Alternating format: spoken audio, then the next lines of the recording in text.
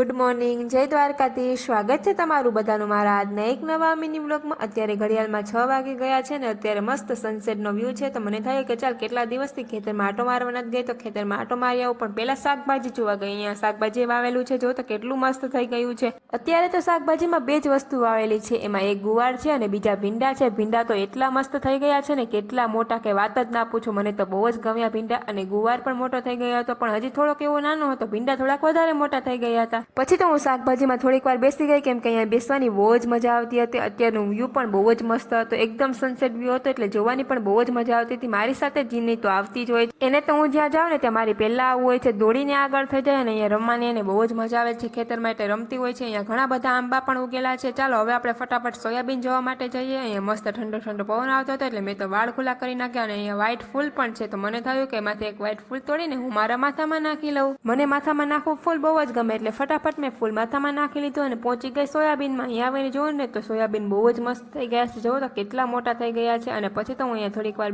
અહીંયા સોયાબીનની વચ્ચે બેસવાની બહુ જ મજા આવે છે, એટલે હું તો ત્યાં એક જગ્યાએ મસ્ત જગ્યા ગોતીને બેસી જ ગઈ। અને મારી સાથે જીની આવે એટલે જીનીને અહીંયા ખોદવાની એવી મજા પડી જાય ને કે એની વાત જ ના પૂછો। અહીંયા આવે એટલે સતત ખાડા ખોદવાનું જ કામ કરે છે। સુરત દાદા તો એના ઘર તરફ જતા રહ્યા। ચાલો હવે મારે મારા ઘર તરફ જવાનું છે। તમને વિડીયો કેવો લાગી રહ્યો છે જરૂરથી કમેન્ટ કરી દેજો। વિડીયો ગમે તો લાઈક શેર સબસ્ક્રાઇબ કરવાનું ભૂલતા નહીં। તો હવે મળશું આપણે આવતીકાલે, ત્યાં સુધી બધાને મારા હર હર મહાદેવ।